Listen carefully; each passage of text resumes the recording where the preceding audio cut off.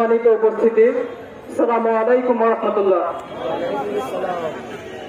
আল্লাহ রাব্বুল আলামিনের শুকরিয়া আদায় করছি, যিনি আমাদেরকে দীর্ঘদিন পরে এই উন্মুক্ত পরিবেশে আমাদের সকলকে এরকম একটি সভায় একত্রিত হওয়ার তৌফিক দান করেছেন। সম্মানিত উপস্থিতি, আমরা 5ই আগস্টের পরে যে স্বাধীনতা অর্জন করেছি, ছাত্র জনতার অসংখ্য ত্যাগ, অসংখ্য রক্তের বিনিময়ে আমরা যে স্বাধীনতা অর্জন করেছি, আজকে আমরা দেখতে পাচ্ছি যে আমাদের 5ই আগস্টের পরে প্রতিটি ক্ষণে, প্রতিটি মুহূর্তে আমাদের এই স্বাধীনতাকে আমাদের থেকে কেড়ে নেওয়ার জন্য স্বৈরাচারী ফ্যাসিস্ট তারা প্রতি মুহূর্তে ষড়যন্ত্র করে যাচ্ছে। প্রিয় উপস্থিতি, আজকের এই সময়ে এসে আমরা এখানে যারা উপস্থিত হয়েছি, আমাদের সকলকে ঐক্যবদ্ধভাবে এই জুলুমবাজ ফ্যাসিস্ট স্বৈরাচারদের বিরুদ্ধে ঐক্যবদ্ধভাবে আমাদেরকে প্রতিরোধ করে তুলতে হবে।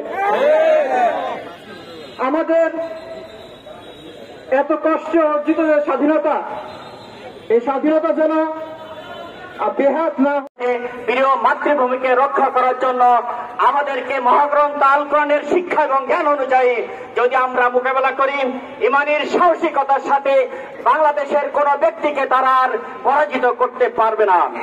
যতই তারা ভারত আমাদের বন্ধু রাষ্ট্র হোক না কেন, তারা কখনো আমাদেরকে ভালো চায় না। বিগত দিনের আজকে আপনার একটি বছরে তারা দেখেন বাংলাদেশের সাথে কত কোটি বিলিয়ন ব্যবসা করে থাকে ভারত। আজকের যে সময় বাংলাদেশ তত্ত্বাবধায়ক সরকার, এই সরকার যে সময় পাকিস্তান, সিরিয়া এবং চীন থেকে যে সময় মাল নিয়ে আসার চিন্তা করেছে, সাথে সাথে তারা তাদের দ্রব্যমূল্যকে বৃদ্ধি করে সবকিছু বন্ধ করে দিয়ে আমাদেরকে নির্যাতন, নিষ্পেষণের স্টিম রোলার চালিয়ে যাচ্ছে। আমরা আমাদের ভারতের বন্ধু রাষ্ট্রকে বলে দিতে চাই, আমরা আমাদের নিজেদের সম্পদ দিয়ে বাংলাদেশ গঠন করবো ইনশাআল্লাহ। আমরা আমাদের বাংলাদেশকে রক্ষা করবো নিজেদের। 1971 সালে যারা সাত জীবন দিয়ে রক্ষা করেছে, 2024 সালে তারা তাদের মাতৃভূমি বাংলাদেশকে রক্ষা করেছে। সেই মাতৃভূমির রক্ষা আমরা আজীবন করে যাব ইনশাআল্লাহ। বাংলাদেশের সকল ছাত্র তৌহিদি জনতা যারা 2024 সালের ছাত্র বৈষম্য আন্দোলনের মধ্য দিয়ে তারা তাদের নিজেদের দিন থাকবে ইনশাআল্লাহ।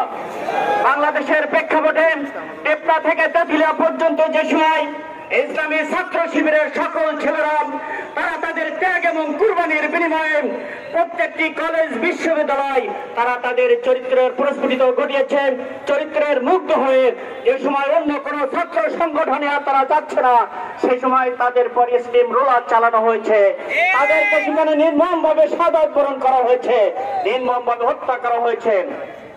সাংবাদিক বন্ধুগণ, পুলিশ প্রশাসন, আপনারা আপনাদের দেখেছেন দীর্ঘ 17টি বছর এই ফাঁসিবাদ সরকার ভারতের এবং বন্ধু রাষ্ট্রকে তারা যেভাবে সহযোগিতা নিয়ে বাংলাদেশের মুসলিম জনগণের উপর নির্যাতন, নিষ্পেষণ চালিয়েছে, সেটা আপনাদের কাছে দিবালোকের মতো স্পষ্ট আছে।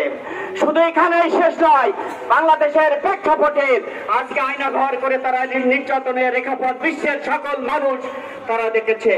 আলেম ওলামাদের পরে যে নির্যাতন করেছেন সেটা সাংবাদিক বন্ধুগণও দেখেছেন। সাংবাদিক বন্ধুগণ তারা তাদের নিজেদের বাক স্বাধীনতা পর্যন্ত কথা বলতে পারে নাই।